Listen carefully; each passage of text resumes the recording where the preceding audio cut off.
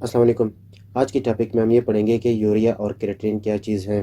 سب سے پہلے یوریا پڑھتے ہیں۔ جب ہم کوئی چیز کھاتے ہیں تو ہضم ہونے کے بعد ہمارا جسم اس کھانے سے پروٹین حاصل کرتے ہیں، اور پھر وہی پروٹین جب بریک ڈاؤن ہوتا ہے تو امینو ایسڈ بنتا ہے۔ وہی امینو ایسڈ جب مزید بریک ڈاؤن ہوتا ہے تو نائٹروجن بنتا ہے، اور وہی نائٹروجن جب کمپاؤنڈ ہو جاتا ہے یعنی آپس میں کنیکٹ ہوتے ہیں تو امونیا بنتا ہے، اور امونیا لیور کے ذریعے یوریا میں تبدیل ہو جاتے ہیں، اور لاسٹ میں یوریا گردوں کے ذریعے باہر نکلتے ہیں۔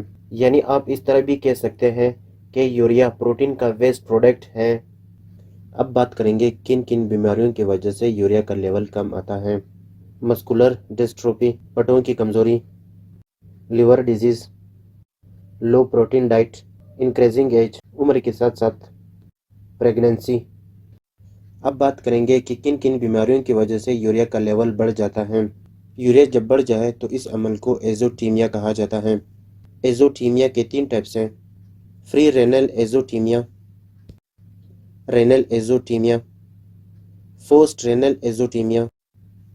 فری رینل ایزوٹیمیا اگر گردوں سے پہلے کوئی بیماری ہو جس کی وجہ سے یوریا زیادہ آ رہا ہو تو اس عمل کو فری رینل ایزوٹیمیا کہا جاتا ہے، جیسے کہ کنجسٹیو ہارٹ فیلر، شوک، ڈی ہائیڈریشن یعنی پانی کی کمی، ہیمریج خون کی نالیاں کا پھٹ جانا، ڈیمینشڈ بلڈ والیوم جسم میں خون کی مقدار کی کمی، fever, stress, burn, high protein diet.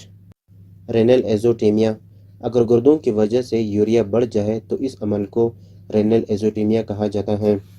Number 1، renal فیلر، گردوں کی خرابی، ٹیوبولر نیکروسس یعنی گردوں کی نالیوں کا ڈیمیج ہونا، نیفرائٹس، انٹرسٹیشل نیفرائٹس، گردوں کی نالیوں میں سوجن۔ پوسٹ رینل ایزوٹیمیا گردوں کے بعد اگر کوئی بیماری ہو جس کی وجہ سے یوریا زیادہ آ جائے تو اس عمل کو پوسٹ رینل ایزوٹیمیا کہا جاتا ہے۔ نیفرولیٹائسس، گردوں کی پتھری، پروسٹیٹ گلینڈ، غدود کا بڑھنا، گیسٹرو یورینری ٹریکٹ۔ اب بات کریں گے کہ کریٹینن کیا چیز ہے۔ کریٹینن ایک ویسٹ پروڈکٹ ہے، اور کریٹینن مسل میں بنتا ہے جو کہ مسل کو انرجی بھی دیتا ہے۔ کن کن بیماریوں کی وجہ سے کریٹینن بڑھتا ہے؟ نیفرو ڈیمیج یعنی گردوں کی فلٹر جب خراب ہوتا ہے، ہائپر تائرائڈزم ہارمون جب زیادہ بنتا ہو، congestive heart failure, urinary tract obstruction پیشاب کی نالی میں رکاوٹ، renal failure, burn, polio, hypertension, dehydration, diabetic, high protein diet, bacterial infection. اب بات کریں گے کن کن بیماریوں کی وجہ سے کریٹینن کا لیول کم آتا ہے۔